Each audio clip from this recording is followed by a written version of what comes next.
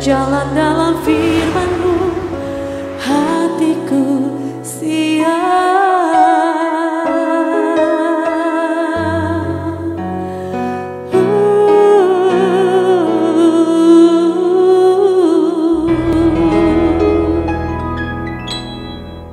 Shalom, God lovers. Senang berjumpa kembali dalam program Rest in God pada malam hari ini. Bersama dengan Diaspora TV, kita semua satu hari ini telah melewati berbagai macam kesibukan. Dan itu seringkali membuat jiwa kita menjadi letih lesu, menjadi penat, kita berbeban berat. Jangan pernah Anda menjadi susah, sebab Tuhan mengundang kita untuk mengalami kelegaan seperti yang Dia katakan dalam Injil Matius 11:28, "Marilah kepadaku, semua yang letih lesu dan berbeban berat, aku akan memberikan kelegaan kepadamu." Mari kita berdoa. Bapa yang baik, kami rindu program ini memberkati setiap kami, terutama hubungan kami dengan pasangan kami, suami istri, atau dengan orang tua kami, dengan anak-anak kami. Kami percaya pada waktu hubungan kami dipulihkan, kami akan menjadi berkat dan kehidupan kami akan terus naik bersama dengan Tuhan. Demi nama anak Allah yang tunggal Tuhan kami, Yesus Kristus, kami berdoa. Amin.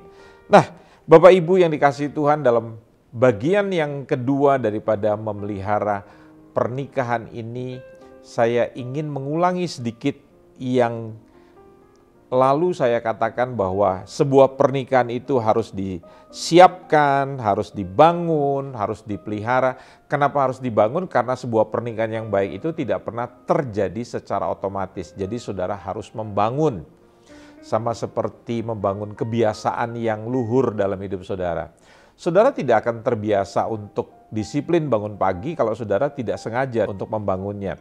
Saudara tidak akan terbiasa berkata-kata yang santun, berkata-kata yang baik kalau saudara tidak sengaja membangunnya dengan kebiasaan-kebiasaan berkata-kata yang baik. Karena hari ini ada banyak orang suka berkata-kata yang kotor, memaki, menggunakan kata-kata binatang begitu ya. Dan yang paling sering saya lihat anak-anak muda sekarang itu atau keluarga-keluarga muda sering menggunakan kata anjing. Dan diubah begitu, seperti kayak monyet dibilang nyomet gitu ya. Kalau anjing dia bilang anjrit gitu. Nah saya pikir itu keagungan seseorang, keluhuran seseorang itu dapat dilihat daripada kata-katanya. Sebab seorang yang mempunyai intelektualitas yang baik tidak akan menggunakan kata-kata yang kotor. Kecuali dia bukan orang yang intelek, tapi orang yang dipenuhi dengan telek. Tahu telek? Kotoran. Nah, saudara yang kasih Tuhan, di dalam Kejadian 2, 24, 25, sebab itu seorang laki-laki akan meninggalkan ayahnya dan ibunya dan bersatu dengan istrinya, sehingga keduanya menjadi satu daging. Mereka keduanya telanjang, manusia dan istrinya itu, tetapi mereka tidak merasa malu.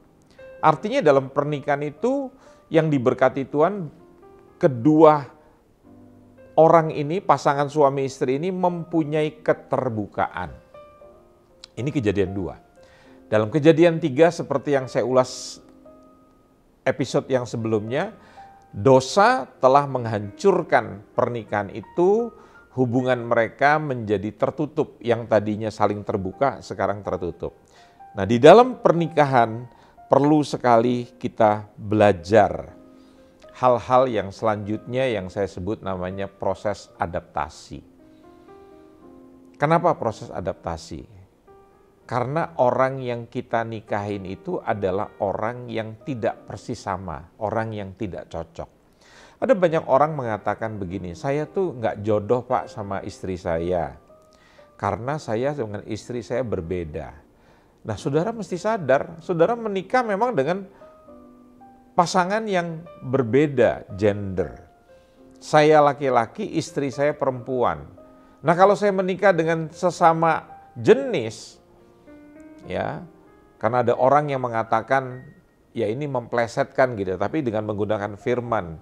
Saya sengaja bercerai supaya saya melakukan firman, karena firman berkata, kasihlah sesama. Lantas dia menerjemahkan bahwa pernikahan itu adalah dengan sesama. Nah ini yang saya bilang kepalanya koplak. Orang menikah itu dengan lawan jenis, bukan dengan sesama jenis.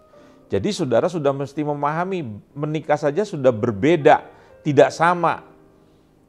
Kalau saudara menikah dengan orang yang mempunyai sifat yang sama, ya, malah saya khawatir jangan-jangan itu bukan jodoh. Ya, dan itu rasanya sesuatu yang mustahil. Kenapa?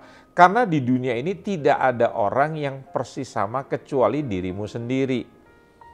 Jadi sengaja Tuhan melengkapi kita dengan kita menikah dengan orang yang berbeda, tidak sama dengan kita.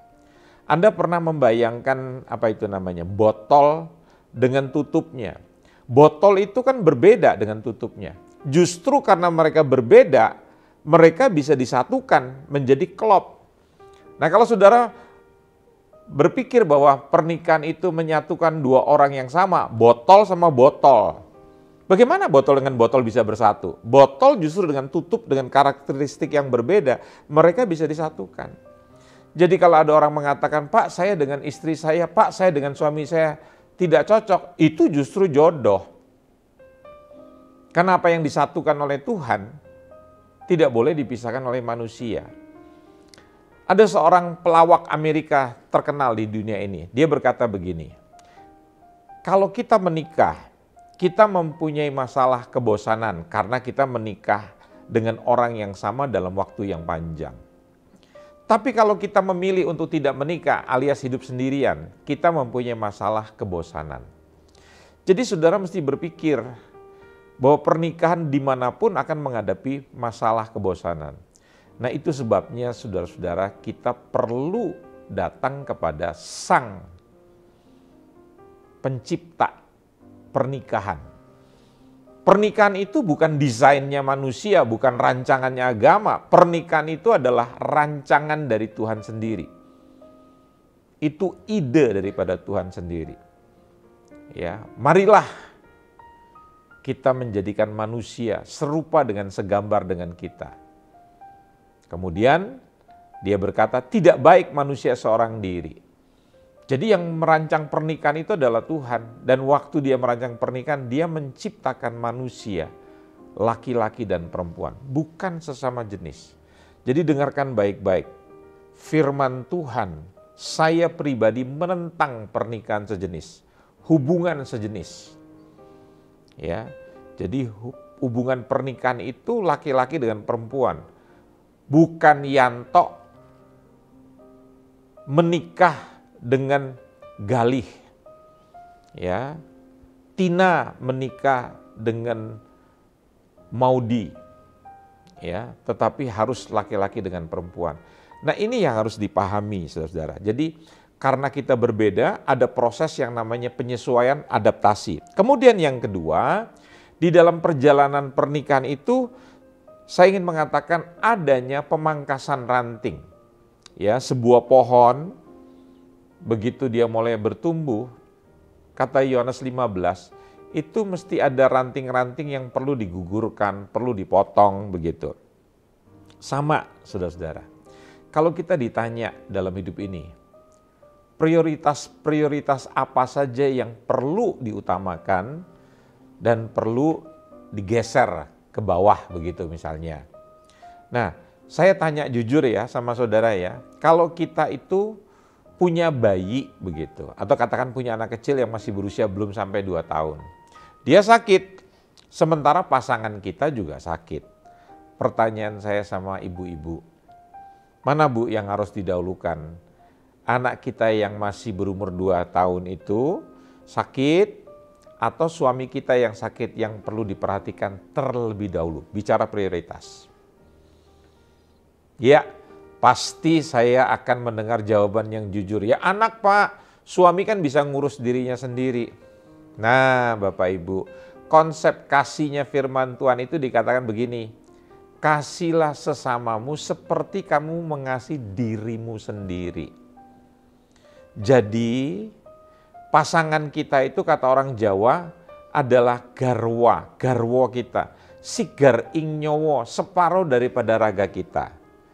Jadi waktu kita disuruh mengasihi orang lain, mengasihi sesama kita, mengasihi anak kita, kita harus mengasihi seperti kita mengasihi diri kita sendiri. Jadi sebelum mengasihi anak kita kita harus mengasihi pasangan kita dulu. Sulit Anda mengerti, saya berikan ilustrasi. Kalau Anda naik pesawat, pramugari selalu memberikan pengumuman.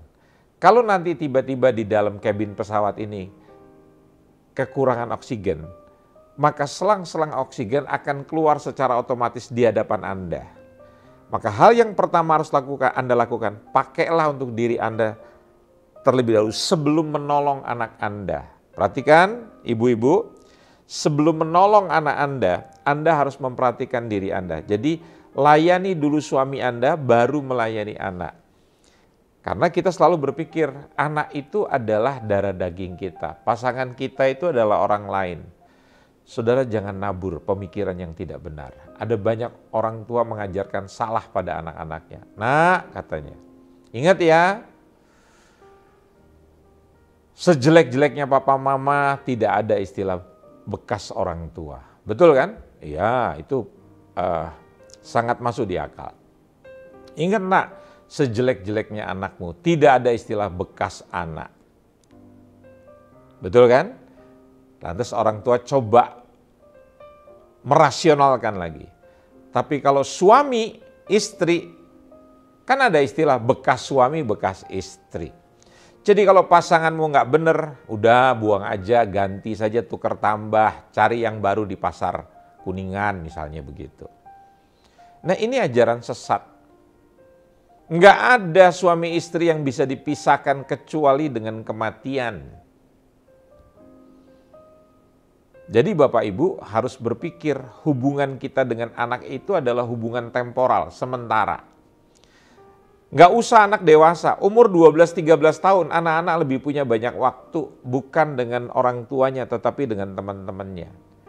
Nanti begitu mereka lulus sekolah, lulus kuliah, mereka akan pergi ke kota lain untuk meneruskan studinya, melanjutkan kuliahnya, begitu lulus mereka akan bekerja, begitu menikah, mereka akan meninggalkan orang tuanya. Pindah kota kalau bekerja, studi saja kalau keluar kota, kita orang tuanya ditinggalkan. Tapi siapa yang akan selalu bersama dengan kita? Pasangan kita, saudara. Nah itu yang orang tua harus mengerti. Kalau kita tidak mengerti, ya hubungan ini bisa rusak. Jadi Bapak Ibu harus tahu prioritasnya apa. Pekerjaan juga begitu. Pekerjaan itu bukan prioritas pertama.